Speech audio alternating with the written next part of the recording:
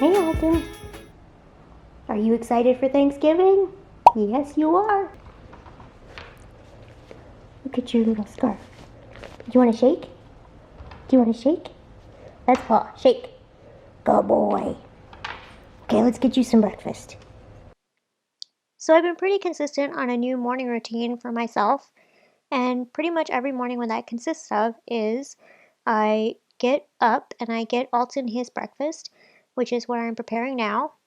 Consists of these dehydrated dinner patties. That was what they call them. But I serve it to him for breakfast. And I take out 3 or 4 and break them up into pieces. This morning I had to mix it up because he has not been a fan of the lamb. So I've been mixing it with the duck, which he really does like. He also has to have his morning pills. And I keep him in this pill combler so I can keep straight what he gets. He gets prednisone and some thyroid medication every morning. A very small dose of prednisone. We don't like to have to give it to him, but he's got some ongoing stomach issues, and every time I've tried to wean him off of it, it's not gone well. The way I get him to take his medicine is I put it in little pieces of cheese, because he loves cheese. So once I get all the medication and the cheese, then I sprinkle it in with the food, and I put it down in his bowl for serving. And as you can tell, he enjoys it quite a bit. So now that I have him fed, I'm going to sit down and have my breakfast. I start out by having one of my gummy vitamins, and then I'll normally have some kind of meat and cheese option.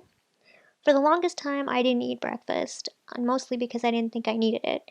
But recently, I was diagnosed with a low B12, and so that was telling me that I needed more protein in my diet. So I kind of got over the fact that, I don't need to have a big breakfast. I just need to have something. So here what I've done is I've heated up a half of a bagel with half of a turkey sausage patty and some cheese. And that's what I'm going to have for breakfast. I also take a blood pressure medication, a low dose that I've taken for years, and downing it with some lemonada that I'd opened the night before. Don't judge. I typically do have some kind of juice in the morning, but I don't really care for tomato juices or grapefruit juices. Typically stick with either lemonade or orange juice. Yeah, this was tasty. Sausage was a little spicier than I like, but hey, it was good. The cheese and the bagel helped mellow it out. After I get done with breakfast, I'm going to get started on Thanksgiving prep. It's a couple days before Thanksgiving, and I want to get prepared so it's not such a crazy day on the day of Thanksgiving. So first on the agenda is making the cornbread stuffing for the cornbread. This is a family favorite recipe that we got from Drew's dad, and what we like about it is it lends itself naturally to our gluten-free household. So I'm basically making a cornbread from his recipe, not from a box. So here I'm adding in the milk. Oh, and I should add that we're doubling it. So that is 2 cups of milk. Now I'm adding in the eggs, 2 eggs. And now I'm adding in the oil. I believe it was a 1/4 cup doubled, so I have a cup of oil. And then you whisk this all together. I know I could have used the whisker. Whisker? Is that the right? Could have used the whisker on the machine, but I just thought it would be easier to whisk it myself. With all of the wet ingredients combined, now I'm going to add the dry. It's 2 cups of cornmeal.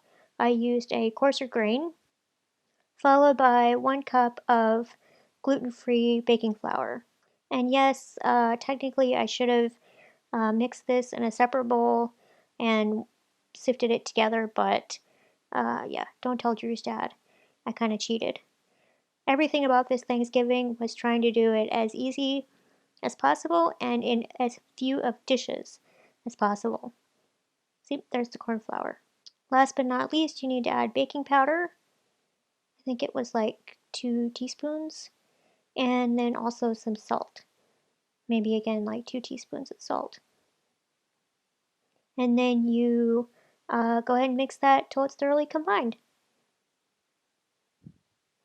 Okay, with the cornbread in the oven, now it's time to get going on the sausage. So this recipe calls for country style link sausage, which I'm first going to brown up in this pan.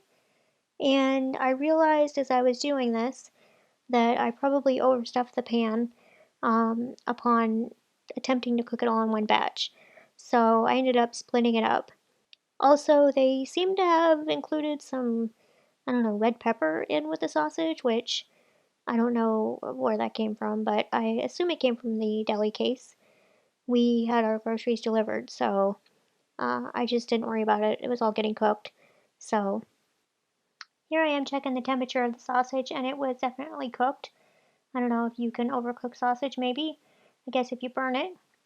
So I started to take them out of the pan and put them onto a paper plate to drip off and take off some of the oil. And actually, as you can see, the pan did get kind of dark, so I ended up just rinsing it out because I didn't want to risk burning the second batch. Burning, no bueno. When you burn something, the taste definitely carries through to the food. So I'm happy to report all the sausage was super yummy. Okay, so the sausages are done and the cornbread is finishing up. And so next on the agenda is to clean up all this mess. I'm kind of an oily, greasy mess. Hey, little man. Hey, Alton. Where are you? Where's your head? Where are you? There you are. There you are. What do you want? What do you want? You've already had your walk for the day. I'm sure he wants some of these sausages. He's not going to get any of them. There's what the cornbread's looking like. I'm going to test it here in a second. Oh, and now it's time for everybody's favorite house chore, doing dishes. I promise I will not show a ton of clips of me doing dishes throughout Vlogmas, but it wouldn't be Thanksgiving without including at least one, now would it? I really tried this year to keep on top of the dish situation, doing dishes as I dirtied them, with the hopes that I wouldn't have a full-on mountain by the end of Thanksgiving. So, for the most part, I was pretty successful in that endeavor. How about you? Do you like doing dishes? Some people claim it's therapeutic and that it helps them with their mindfulness. I don't know, man. The amount of paper products in my house says that that is not a mindfulness technique for me. Okay, it is lunchtime. I ended up finishing the sausage and the cornbread, cleaned up the kitchen, did the dishes, wiped down the counter, and now I've been doing some editing, but I'm going to take a break for lunch. Cheers! Hand sanitize 2020. As you can see, I have the Hallmark channel going on the computer. We have cable so we can stream it for free. It's basically all I watch during the Christmas season. I don't watch them year round though. Basically like from the middle of November through December. But then even I get sick of the Christmas movies. For lunch I'm having some cream cheese, jalapeno dip. It's not the healthiest, so what I do is I make a larger batch and then I split it up into smaller containers and freeze it in little batches. And then I just thaw it out and reheat it. It's just as good. Okay, I'm going to finish my lunch and then get back to editing. And I'll check in with you again later. Okay, so here it is later in the day. And I decided to do something that I had never done before. And that is make fried green tomatoes. So I had seen the movie a long time ago, as maybe some of you have. But I have never made nor eaten one. So we had this tomato plant in our backyard, which we kept very late in the season, hoping that all the tomatoes would finish ripening. But we just had this one large tomato, which I could tell was just not going to ripen. So I thought, this would be the perfect time to try out making fried green tomatoes. So I just looked up a very basic recipe online, It was your basic egg, flour, breadcrumb combination. So here I am first dipping it in the egg, then followed by the flour, and then lastly the breadcrumbs. And I want to be sure to pack it in really well, so hopefully it'll get a nice crispy crust. I am going to, instead of frying these in stovetop oil, which is the recommended method, I'm going to grease my air fryer with some avocado oil and then just do them up in the air fryer. I love my Dash air fryer. I think it works really well, and it's a great alternative if you like to fry things but you don't want to deal with all the oil, both for the mess and for the health purposes. So while those are cooking, I'm going to go ahead and get our dinner together, and tonight was just leftovers, trying to clean out the fridge before Thanksgiving. So that was some gravy and rice that I end up topping with some cooked asparagus and some chicken. And yeah, I thought about not having chicken considering we were heading into many days of turkey, but I do not like to waste food, and I really wanted to eat up what we had. So that was our dinner for tonight. And to help ensure that Andrew and I will have a peaceful mealtime, I go ahead and feed Alton just before we are ready to sit down. He gets some frozen raw, again from the Stella and Chewy's, not sponsored.